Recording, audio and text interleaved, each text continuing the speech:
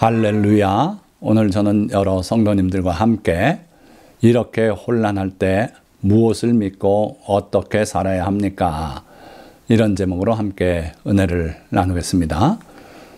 오늘 말씀은 요한계시록에 기록된 그 마지막 때에 쏟아지는 재앙들, 일곱인, 일곱 나팔, 일곱 대접, 이 내용을 중심으로 해서 말씀을 나누고자 합니다. 많은 목사님들이 요한계시록을 다루기를 어려워하고 싫어하시죠. 왜 그러냐면 내용이 첫째로 어렵습니다. 그 요한계시록은 계시 또는 묵시라고 하는 내용이 중심이 되어 있죠. 그 미래일을 이야기하는데 상징과 이미지 이런 걸 중심으로 해서 이야기를 전개하기 때문에 구체적으로 그것이 무엇을 말하는지 정확히 얘기하기가 어려워요. 따라서 자칫 잘못하면 이단으로 기울어지기 쉽고 그렇지 않아도 내용을 정확히 전달하기가 쉽지 않습니다. 자, 그래서 많이들 회피하는데 저 역시 그랬어요. 그래서 요한계시록 설교를 거의 안 하다시피 하고 있는데 그러나 오늘은 전반적으로 살펴보면서 그 중에 재앙을 중심으로 예수 그리스도의 재림 직전까지를 다루고자 합니다. 자, 세 단락으로 말씀을 증거할 텐데 첫째 단락은 우리가 사는 오늘의 모습. 모두가 다 느끼고 있고 아시는 내용이에요. 극심한 폭염에 계속되는 열대야, 그리고 임계점을 넘었다고까지 말하는 지구온난화, 그리고 현재 진행 중인 전쟁들, 또 앞으로 있을 것 같은 전쟁의 소문, 다시 고개를 드는 코로나19, 또 올림픽을 틈타서 신성 모독을 서슴지 않고 저지르는 사람들, 또 임박한 종말을 외치는 많은 거짓 선지자들, 이런 양상을 보면서 이러다 정말 올 것이 오는 것 아닌가 하는 그런 생각이 들지요. 그래서 우리가 인류의 종말을 다 말씀하신 요한계시록을 안 볼 수가 없어요. 자, 요한계시록은 잘 아시는 것 같이 묵시를 중심으로 기록이 되어 있다 그랬어요. 부활하신 주님을 사도 요한이 반모섬에서 만나게 되죠. 주께서 큰 나팔 같은 소리로 부르셨습니다. 돌아보니 주님이 거기 계셨는데 그 주님의 모습이 어떠했는지, 그리고 그 주님께서 일곱 교회에 보내고자 하는 그 편지 내용들, 그리고 또 일곱 인을 떼시는 장면, 거기에 연관돼서 일곱 나팔을 불고 이 땅에 내려지는 재앙들, 그리고 일곱 대접의 그 재앙들, 그리고 이어서 어린 양의 혼인잔치, 구름 타고 오실 주님과 천년왕국, 또 아마겟돈 전쟁, 마지막 심판, 그리고 새 하늘, 새 땅, 새 예루살렘이 열리고 그 아름다운 천국에 관해서 기록하고 있어요. 자, 그런데 지금 말씀드린 내용은 그 중에 한 줄거리고 또 다른 내용들이 많이 있습니다. 그래서 아까 말씀드린 것처럼 그 내용들과 지금 이 내용이 합쳐져서 요한계시록이 되는데 문제는 이 중간중간에 이것들이 삽입돼요. 그래서 인침받는 14만 4천인, 또 큰 환란에서 나오는 큰 물이 이게 7장에 기록이 돼 있죠. 그리고 다시 또 돌아가서 일곱 나팔 재앙이 8, 9장에 기록되고, 그리고 11장에는 두 증인에 관해서, 그리고 12장 해를 입은 여인, 그리고 이어서 13장에는 그 짐승의 나라, 세계 정부, 그리고 그 짐승의 표 666, 이 내용이 13장에 기록되고요. 그 다음에 16장에는 일곱 대접 재앙이 기록되고, 또 17, 18장에는 큰 음녀와 바벨론의 멸망에 관해서 기록하고 있어요. 자, 이렇게 많은 내용을 다루고 있고 그 내용들이 또 끊기기도 하고 그래서 어렵다는 거죠. 자, 그러면 어찌됐든 우리가 그 재앙을 중심으로 해서 오늘 줄거리를 짚어보려고 합니다. 하나님의 설계도라고 말할 수 있는 일곱인으로 봉인된 두루마리가 천국에 나타나요. 그런데 그걸 누군가가 인을 떼고 그 내용을 진행을 할 수 있도록 이렇게 해줘야 되는데 그 누구도 그렇게 할 자격자가 안 보였어요. 그래서 요한이 대성통곡을 하는데 천사가 와서 어루만지면서 다윗의 뿔이 하나님의 어린 양 예수 그리스도께서 합당하다. 그래서 보니까 어린 양이 아닌 게 아니라 첫째인부터 떼나가기 시작합니다. 그래서 넷째인까지 떼나가는데 그 내용이 그 말과 말탄자로 이렇게 나타나요. 이게 이루어지기 전에는 역시 어려운 말씀이죠. 첫째 백마가 나오는데 그 탄자가 활을 가졌고 면류관을 받고 나아가서 이기고 또 이기려고 하더라. 이게 도대체 무슨 내용인가? 그런데 이게 인류의 역사에 이루어지지 않았습니까? 인본주의고 민주주의고 누구나 찬양하고 받아들이는 그런 내용이었어요. 그런데 이 백마를 탄 자는 활만 가졌지 화살이 없어요. 참혹한 전쟁을 위해서 태어난 자가 아닌 걸 알 수 있어요. 그리고 면류관을 써서 찬양을 받고 높임을 받는데 그 면류관이 하나로 끝나지요. 그런데 나가서 이기고 또 이기려고 하는 그 순간에 붉은 말이 나옵니다. 이 붉은 말이 나오는데 그 탄자가 허락을 받아 땅에서 화평을 제하여 버리며 서로 죽이게 하고 또 큰 칼을 받았더라. 공산주의예요. 하나님을 부인하고 그러고 가는 곳마다 공산혁명이 일어나면 싸움이 일어나고 서로 죽이고 그리고 화평은 다 사라져요. 오직 서로 감시하고 이런 세상이 되고 말죠. 자, 거기에서 또 얼마 있다 보니까 검은 말이 나오는데 그 탄자가 저울을 가지고 있어요. 그래서 곡식을 저울로 달아서 사고 파는 곡식값이 치솟고 그렇게 해서 어려움을 겪는 그런 시대를 말하고 있죠. 그리고 마지막으로는 청황색 말이 나오는데 탄자의 이름은 죽음이고 그 뒤에는 음부가 따르더라 그랬어요. 청황색 말이 가는 곳마다 많은 사람들이 죽어요. 그래서 음부가 따르더라 했죠. 자, 이게 지금 오늘날 우리가 살고 있는 시대의 모습 아닙니까? 민주주의와 공산주의가 여전히 대립하고 있고 그리고 또 검은 말이 휘젓고 다니면서 곳곳에 기근 황폐하게 되는 일이 있어서 물가가 치솟고 이렇게 되고 있어요. 그런가 하면은 또 청황색 말이 나왔는데 코로나19 같은 신종 전염병이 세계 곳곳에 발생합니다. 이 청황색 말이 지나고 나면은 거기에는 무덤이 문을 열고 죽은 자들을 다 받아들이는 그런 끔찍한 모습이 지금 펼쳐지고 있어요. 자, 요한계시록은 묵시록이라 그래서 이렇게 말과 탄자로 비유되고 이렇게 됐지만 성취가 될 때 명료해지는 것이 바로 예언 말씀이다. 그래서 오늘 우리가 다루게 될 많은 내용들 오늘날은 100% 이해가 안 될 수 있어요. 당연히 그래요. 왜냐하면 묵시록이기 때문에 그렇습니다. 그러나 시간이 좀 흐르면서 하나씩 둘씩 성취가 되면 이게 과연 하나님이 예고하신 바로 그 말씀이구나 정확히 깨달아지고 알 수 있게 되는 거예요. 자, 이어서 다섯째 인을 떼시는데 이건 이제 천상의 모습이에요. 하늘에서 순교자들이 하나님의 그 제단 밑에서 탄원을 합니다. 언제까지 심판을 미루시렵니까? 빨리 우리 원수를 갚아주십시오. 그때 하나님께서 그들을 위로하시면서 너희 동료도 너희와 같이 순교하여서 그 수가 차기까지 기다리라. 그렇게 위로하시는 모습이 나와요. 그리고 여섯째 인을 떼실 때 보면 예수님의 재림 장면이 거기에 상세하게 소개되고 있어요.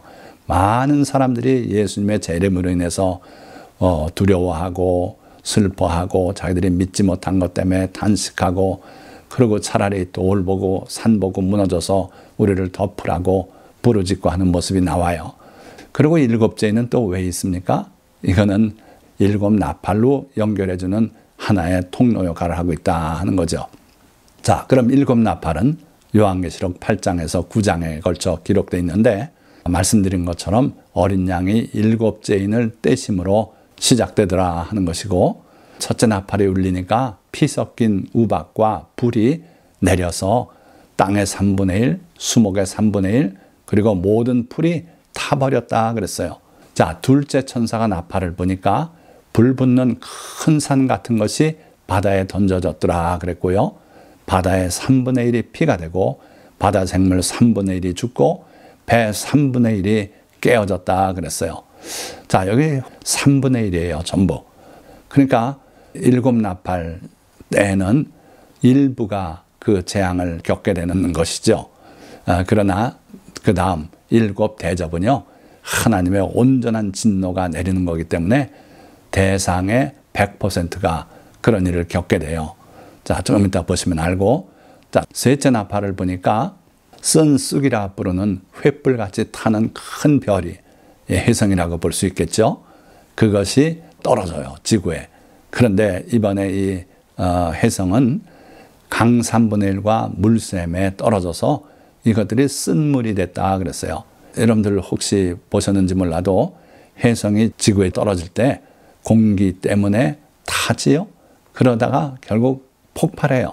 그래서 많은 쪼가리로 곳곳에 이렇게 내려지게 되는데 횃불같이 타는 큰 별이 결국은 지구상의 여러 곳에 떨어지는데 그게 방사능 오염을 시키는지 어떻게 되는지 몰라도 그 물을 먹는 많은 사람이 죽음을 맞게 된다.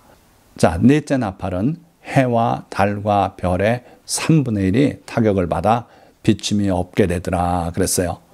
어째서 이런 게 가능한가? 큰 핵전쟁이 나고 하면 핵진이 가려서 땅에 사는 사람이 태양을 적게 받게 되고 달도 별도 그렇고 이런 일이 가능하다는 거예요. 화산이 폭발해서 그 재가 대기를 덮고 하면은 그 넓은 지역이 또 이렇게 해와 달과 별이 가려지는 그런 일이 있을 수 있죠. 자, 그건 우리의 추정이고 어떤 일로 인해서 이렇게 될는지는 알 수 없어요. 자, 그러면 또 나머지 셋, 다섯째 나팔을 보니까 무저갱에서 황충이 올라와요. 묵시록이라는 거 꼭 기억하고 보시기 바라요.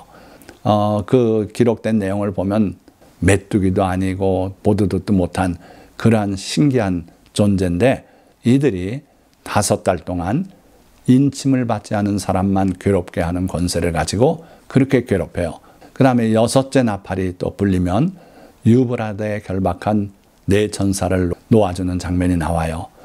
이 천사들은 마리 천사지 악마입니다. 그 년, 월, 일시에 사람 3분의 1을 죽이기로 준비된 자들이다 말씀하셨고 어떻게 해서 3분의 1을 죽이는가?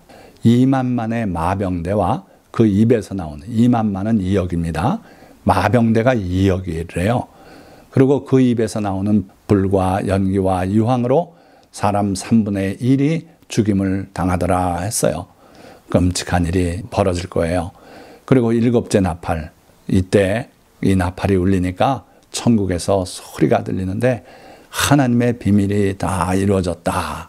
그러니까 하나님께서 지금까지 7인이 쳐진 두루마리를 어린 양이 여시는데 그 과정 중에 하나님의 비밀이 다 하나씩 이루어져 가고 있다. 이제 거의 끝이 왔다 하는 거죠. 자, 이때 하늘에 있는 하나님의 성전이 열리고 그리고 거기에 언약궤가 보이고 그리고 7대접을 가진 천사들이 앞으로 나와서 대기하게 되죠. 그리고 바로 7대접을 쏟는 일이 시작돼요. 자, 이제부터는 대상의 100%가 재앙을 겪게 되는 일이 벌어지고 또 지금까지 볼 수 없었던 신기한 일은 인류가 하나님을 맞대놓고 욕을 하고 그 이름을 욕하고 이런 일이 벌어집니다. 다시 말하면은 그 상황 속에는 참으로 주님을 믿는 백성이 거의 존재하지 않을 것이라는 거죠. 그래서 하나님께서 긍휼히 여기지 않으시고 재앙을 쏟아붓는 그런 일이 바로 8대접의 시대다. 자, 그러면 8대접 보겠습니다. 첫 천사가 대접을 쏟아부어요. 어디다? 땅에 쏟아붓습니다.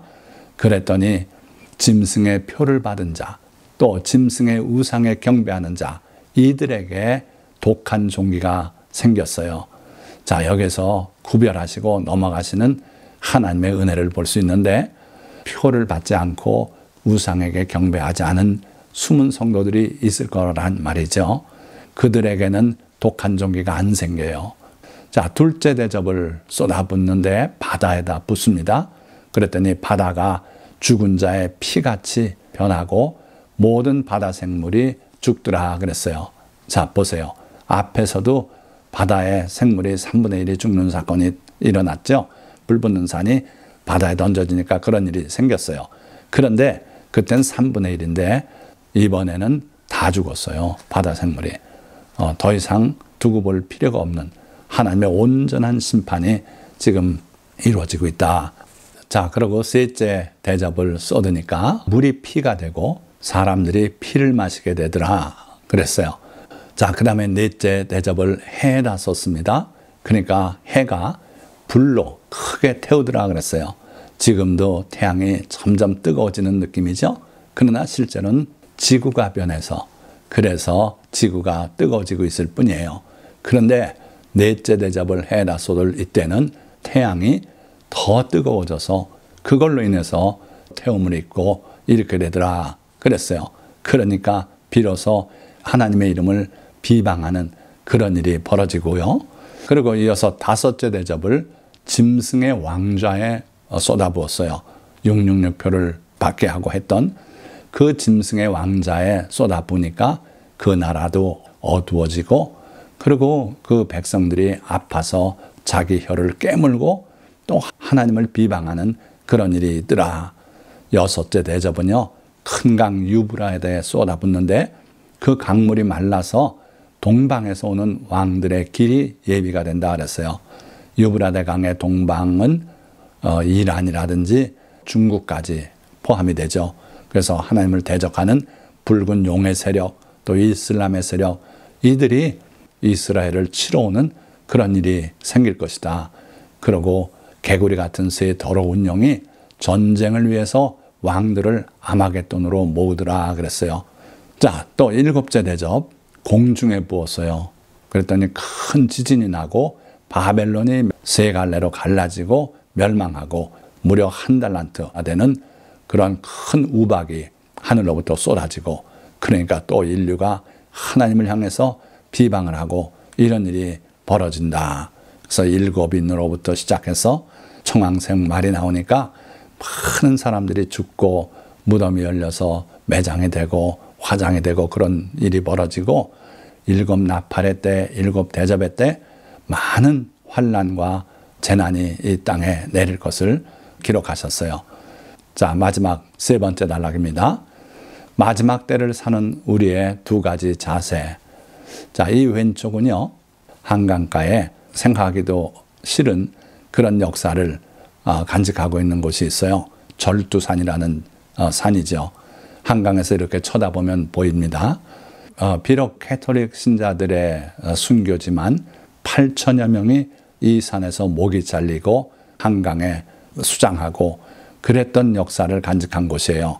그래서 뒤늦게 이곳을 절두산 순교성지라고 하고 그 입구에 이 기념 조형물을 두고 있죠. 또 하나는 어미닭이 병아리를 위기 상황에서 자기 날개 그늘 아래로 불러들이고 그런 상황이죠.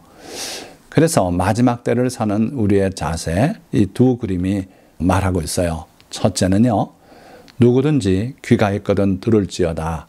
사로잡힐 자는 사로잡혀 갈 것이요, 칼에 죽을 자는 마땅히 칼에 죽을 것이니 성도들의 인내와 믿음이 여기 있느니라. 요한계시록 13장 9절에서 10절 말씀인데 이 13장 전체가 바로 짐승의 정부, 그렇게 해서 666표를 받지 않은 자는 상거래도 못하고 짐승의 우상에 절하지 않는 자는 다 죽이고 그런 상황 아닙니까? 그때에 성도는 어떤 삶을 살아야 할 것인가를 말씀하는 거예요. 그래서 사로잡힐 자는 사로잡혀 가라. 사로잡혀 가서 주님을 위해서 순교하는 것 어렵게 생각하지 마라. 칼에 죽을 자는 마땅히 칼에 죽어라. 성도들의 인내와 믿음이 여기 있다. 믿노라 하면서 죽는 것 무서워하고 순교라는 것 무서워 떨고 이것은 올바른 믿음이 아니다 하는 거예요. 에스더 왕비도 그러지 않았어요? 내가 죽으면 죽으리다. 하나님의 영광을 위해서 내가 나서서 한번 왕에게 탄원해 보겠습니다.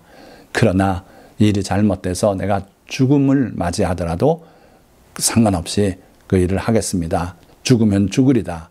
이게 바로 성도들의 기본 자세가 돼야 된다 하는 거예요. 그래서 예수님도 자기 십자가를 지고 나를 따르라. 자기 목숨을 얻는 자는 잃을 것이요 나를 위하여 자기 목숨을 잃는 자는 얻으리라. 그래서 주님을 위해서 목숨을 바칠 각오를 하고 살아야겠다. 그러나 모두 순교하는 거 아닙니다. 예수님은 예루살렘을 보시고 우시면서 이와 같이 말씀했어요. 암탉이 그 새끼를 날개 아래에 모음같이 내가 너희를 모으려고 한 적이 몇 번이더냐. 예루살렘을 보면서 그렇게 탄식하고 우시지 않았습니까? 그래요. 하나님은요, 우리가 재앙을 당해서 비참하게 깨지고 죽고 이렇게 되길 원치 않아요. 자기 백성을 날개 아래 모아서 그 재난을 지나가게 하길 원하십니다. 그래서 애굽에서 나올 때는 6월절에 은혜를 허락하셨죠. 넘어가는 거예요. 자기 백성은 숨겨주시는 거예요. 출애굽기 12장 13절 내가 애굽 땅을 칠 때에 그 피가 너희가 사는 집에 있어서 너희를 위하여 표적이 될지라. 내가 피를 볼 때에 너희를 넘어가리니 재앙이 너희에게 내려 멸하지 아니하리라. 보세요. 재앙이 내려서 멸한다고요? 아니죠. 재앙을 피해서 어디 딴 데로 옮겨 놓으시겠다고요? 아닙니다. 그 장소에서 하나님의 기적을 체험하게 된다는 거예요. 그래서 피를 바른 집마다 하나님께서 넘어가서 재앙이 그들에게 내리지 않게 그렇게 하시겠다. 할렐루야. 이걸 저는 6월절 은혜, 넘어가는 은혜라고 불러요. 여러분들이 이런 은혜 속에 사시기 바랍니다. 아무리 험악한 그런 환경 속에 우리가 처하게 되더라도 하나님께서 넘어가는 은혜를 주시면 되는 거예요. 또 시편 36편 7절 하나님이여 주의 인자하심이 어찌 그리 보배로우신지요. 사람들이 주의 날개 그늘 아래에 피하나이다. 그렇잖아요. 하나님의 날개 그늘 아래 성도들이 피하더라. 그렇게 해서 살아남더라 하는 거예요. 이게 바로 하나님의 인자하심이고 보배로운 은혜다 하는 거예요. 또 하나님이여 내게 은혜를 베푸소서. 내게 은혜를 베푸소서. 내 영혼이 주께로 피하되 주의 날개 그늘 아래에서 이 재앙들이 지나기까지 피하리이다. 이 땅에는 재앙이 내리게 돼 있어요. 하나님께서 기억하고 있는 그 많은 죄악들, 그것 때문에 하나님이 이 땅에 큰 재앙을 내리고 심판을 내릴 수밖에 없게 돼 있는데 그 재앙이 쏟아 부어 내려지는 그 순간에도 우리는 주의 날개 그늘 아래 피해서 이 재앙들이 지나기까지 피하겠다고 분명히 말씀하고 있어요. 그러니까 죽으면 죽으리다. 그런 각오도 우리에게 있어야겠지만 또한 이 약속의 말씀을 믿고 주님의 날개 그늘 아래 피하게 해달라는 그러한 기도도 늘 드려야 될 줄 믿습니다. 자, 말씀을 맺겠습니다. 우리가 살고 있는 세상은 마치 브레이크가 고장난 버스가 내리막길을 달려 내려가고 있는 것과 같습니다. 해마다 극심해지고 있는 지구온난화, 곳곳에서 벌어지고 있는 전쟁들, 높아지고 있는 핵전쟁 가능성, 갑자기 무너질 수도 있는 세계 경제, 코로나의 재유행 가능성 등 요즘 주변에 벌어지는 일들이 그런 생각을 갖게 합니다. 더욱 걱정스러운 것은 이러한 재앙들이 하나님께서 예고하신 내용과 궤를 같이 하고 있다는 것입니다. 그러나 그렇다고 두려움에 사로잡혀 있거나 세상을 등지고 돌아앉아 있거나 피난처를 찾아 도망갈 필요는 없습니다. 아직은 아닙니다. 그러나 오늘 우리는 깨어 일어나 회개하고 주의 도우심을 간구하며 겸손하게 살아가야 합니다. 그러면 주님은 우리를 그의 날개 그늘 아래 숨겨주시고 이 모든 환난을 이기고 넘어갈 수 있게 지켜주실 것입니다. 오늘 이 설교 말씀을 청취한 모든 성도님들이 주님의 날개 그늘 아래 피해서 이 재앙들을 다 넘어가고 그리고 주님 앞에 설 수 있도록 주님의 크신 은총을 다 받아 누리시기를 예수 그리스도의 이름으로 축원드립니다. 기도하겠습니다.